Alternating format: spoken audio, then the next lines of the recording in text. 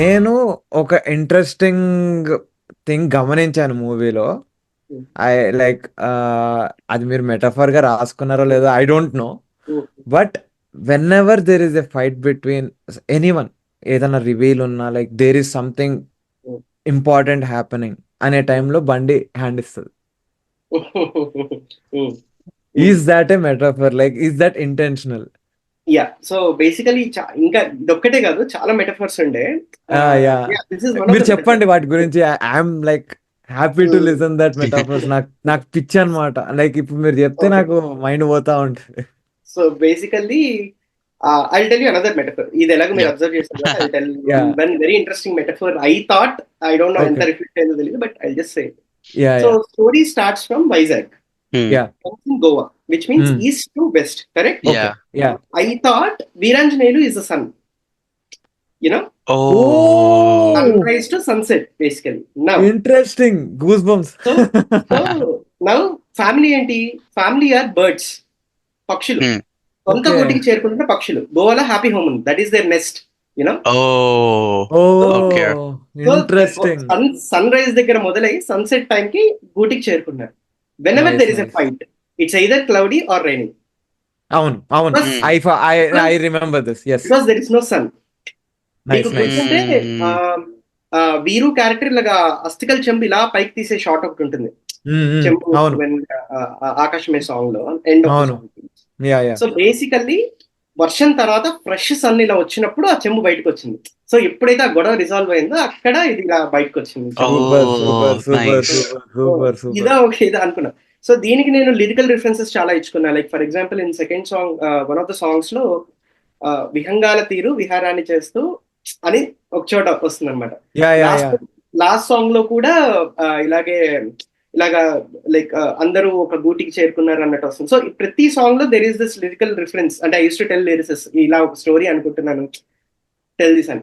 Also I make sense. Discuss with my DOP Ankur అని. So తనకు టుక్ many bird shots. మీరు సినిమాలో చూస్తే ఇప్పుడు ఇంకొకసారి అవును if you rewatch it, there are అవును, couple of bird shots in the film. There are lot of sun shots in the film. Yeah. It was all metaphorically I'm trying to tell something.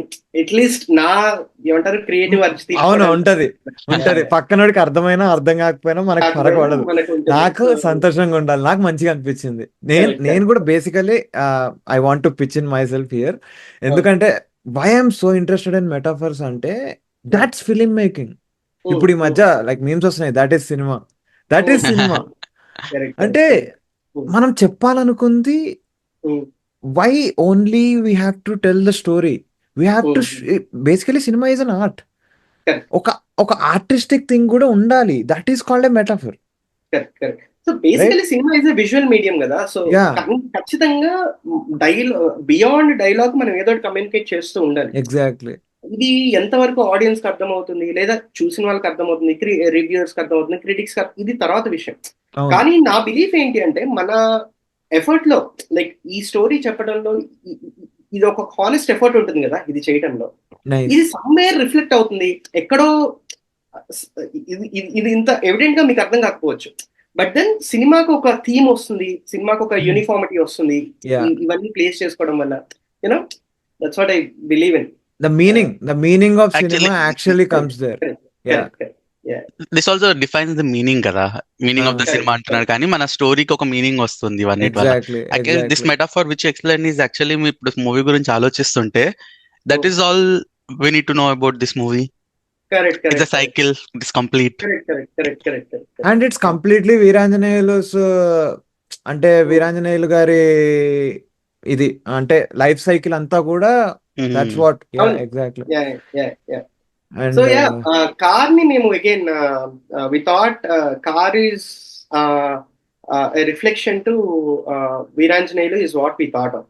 నీకు గుర్తుంటే సినిమాలో car లో ఒక చిన్న ఇంత ఇంత బుడ్డ హనుమాన్ బొమ్మ ఒకటి పెట్టాం అనమాట. అవును అవును, హనుమాన్ అంటే ఏంటి? గుర్తుంది. ఆంజనేయ స్వామి, అవును, Veeranjaneyulu Veeranjaneyulu. Oh, reflection basically. Okay okay You know? Okay. So ఎందుకు అంటే like he is witnessing all the fights, he seeing. Yes so whenever yes. There is a problem he'll stop it somehow. వాడు ఏదో విధంగా రెస్పాండ్ అవ్వాలి కాబట్టి he'll send a sign అనమాట to them, you know.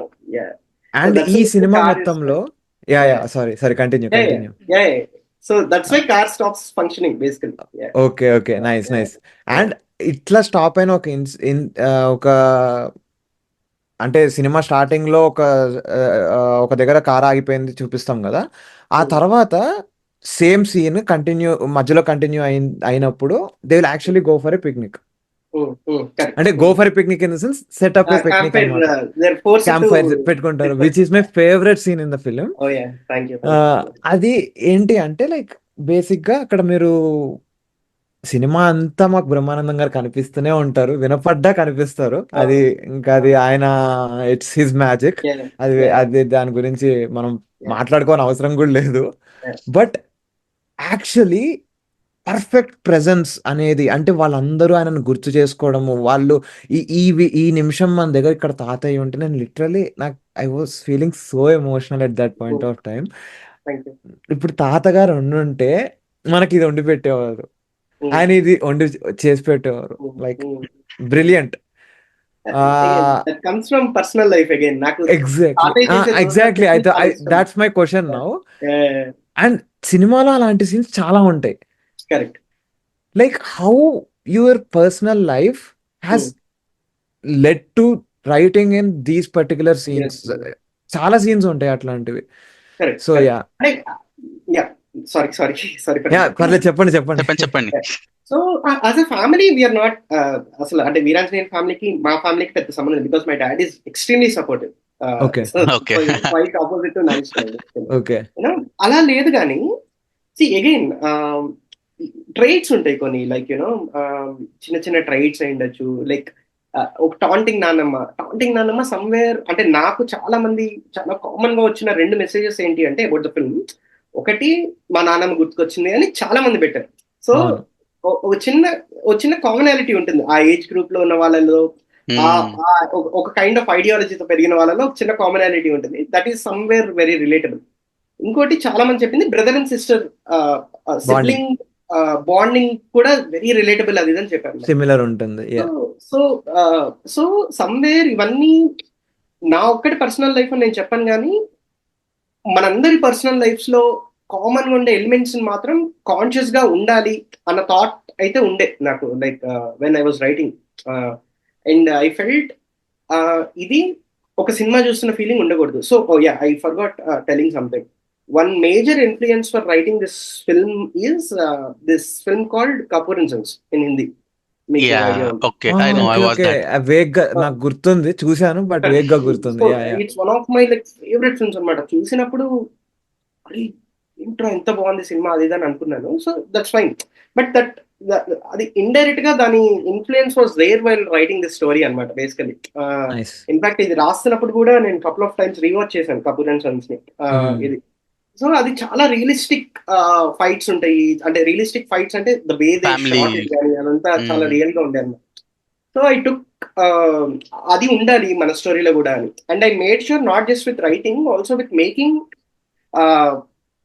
అది reflect కావాలి అని. అందుకని నేను all the fights in the film నేను హ్యాండ్ హెల్డ్ కే వెళ్ళాను. I didn't go for gimbal, I didn't go for crane, I didn't go for this was the instruction I had right from the beginning. Script writing లెవెల్లోనే అనుకున్నా ఇది ఒకటి మధ్యలో ఒకటి కూర్చొని ఫైట్ ఇట్లా చూస్తున్నట్టు ఉండాలి. ఎగ్జాక్ట్లీ ఇట్లా చూస్తున్నట్టు ఉండాలి. అంటే ఈ కెమెరా ఇట్లా తిరగాలి తప్పిస్తే ఒకడు మాట్లాడుతుంటే వాడి మీద ఇలా జూమ్ ఇన్ వెళ్ళటము, audience perspective, completely audience perspective ఇది ఉండకూడదు. ఒక హ్యాండ్ హెల్డ్ యాక్షన్ సీక్వెన్స్ తీసినట్టు షూట్ చేయాలి అన్నది that's what we had in mind and that's how we shot it అన్నమాట.